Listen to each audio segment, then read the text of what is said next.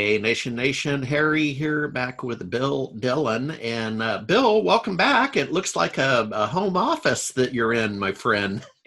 Yes, that's right. Still working from home. Yes, thanks for having me, Aaron. All right. Well, last time that we talked about your firm, Windover, did I get that right? Windover? Correct. Um, we kind of did a hello world and what your business model is. So now I'm interested in an update. A couple of questions to consider is I've seen some flyby articles about the future of office space. A LinkedIn article this morning I read, and it just got me thinking. And then part and partial to that, I kind of went and peeked at some of the large tech companies' stated policy on return to in-person work. So Amazon and Microsoft up here in Seattle, for example, are on the record as saying basically January 1st. We'll see if that's the case. So kind of two topics, and then give us an update on your business workflow. But future of office space. I know you're not necessarily an architect or an engineer for offices, but what's your feeling? Well, we make over 2 million telephone surveys each year to identify companies that are relocating. And in April, things kind of bellied out for us. It was taking us twice the number of calls to identify one opportunity. And then we saw a steady increase in that over the last few months to where we're at 95% of production. So that's a good sign that more people are talking about relocating. I can tell you also, I'm a sales consultant to MSPs. For 15 years, I own a company called Elite Corp, which sets sales appointments for MSPs in particular. And in the last 4 weeks, I've heard we have to do something in September from all the MSPs. I think there's a kind of tipping point where businesses are like, okay, we've just got to get back to work and we've Yeah, got to start doing something. Different companies have told me different things, like since trade shows and sporting events are off the table, that they're looking for other ways to identify business opportunities. So I think that's a good place, and I think from a sales perspective, I think there's going to be a lot more talent out there with unemployment as high as it is. So I think it's a good environment for companies to get aggressive with their sales. And I will say for a lot of the MSPs, this has actually been a boon where their clients need to, security. They need yeah, to set up for remote workers, get more aggressive with their cloud strategies. So a number of the MSPs I've spoken to that I work with are actually doing very well at this time because yeah. of the additional services that are required.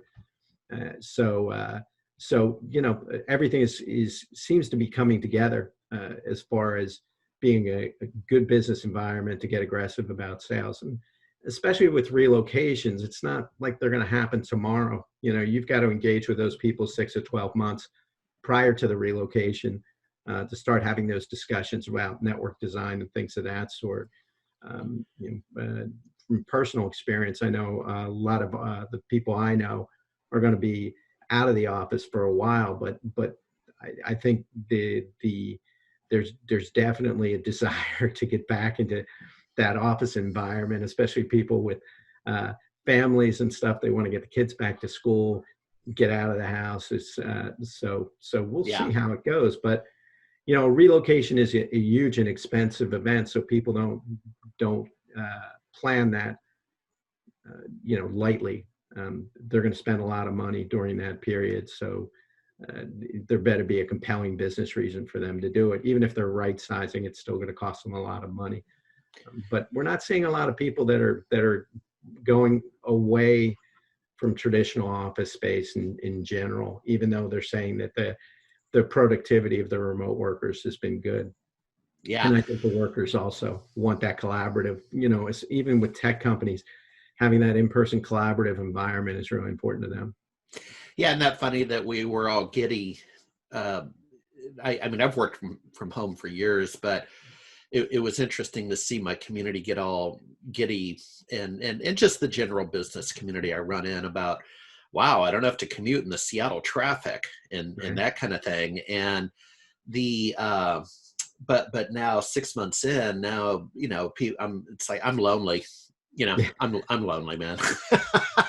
Well, I had a consulting engagement helping an MSP set up an internal appointment setting practice, and I was engaged to do some training. They found a candidate, and 2 weeks ago, said, "Okay, we're ready to do the training now." And I assumed it was going to be virtual. And they're in a small office. There's only 6 people in the office. Most of their guys are out. So he said, "No, we're back in the office. We can come in." And so that Monday morning, I follow the same routine. I'm up at 5 a.m. I work out, pray, follow my same routine. But that morning, getting up, putting on big boy pants, packing up my stuff, it was almost it'd been 6 months. It was a surreal experience, Yeah.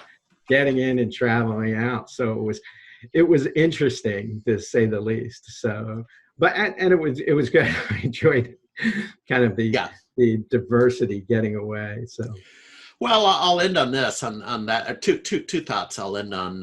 Number one is, I was just talking with Jennifer Hallmark on my team this morning, as I did my morning walk, and we were talking about, in a point you hit on. In theory, it should be the best year ever for some of the MSPs, with the surge from work from home and cybersecurity and so on.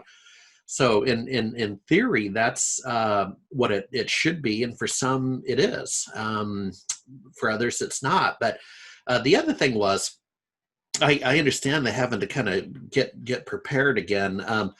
I over the recent holiday weekend, I took a little time off, went down to California, saw my boys. So I got on a plane, and it was kind of goofy, man. I had to remember, for example, I'm kind of old school. I have a little travel pouch.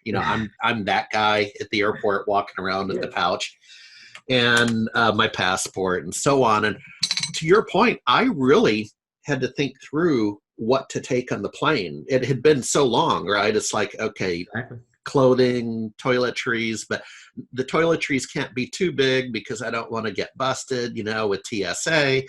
And I got to tell you, I felt safe. It's kind of like, I'm trying to come up with an analogy, but maybe if you were parking your car and you didn't want it to get ripped off, and you went to a military base and parked your car on a military base where they have surveillance, that's the safest place you could park your car, right? Okay. And the point was, I felt safer on the plane.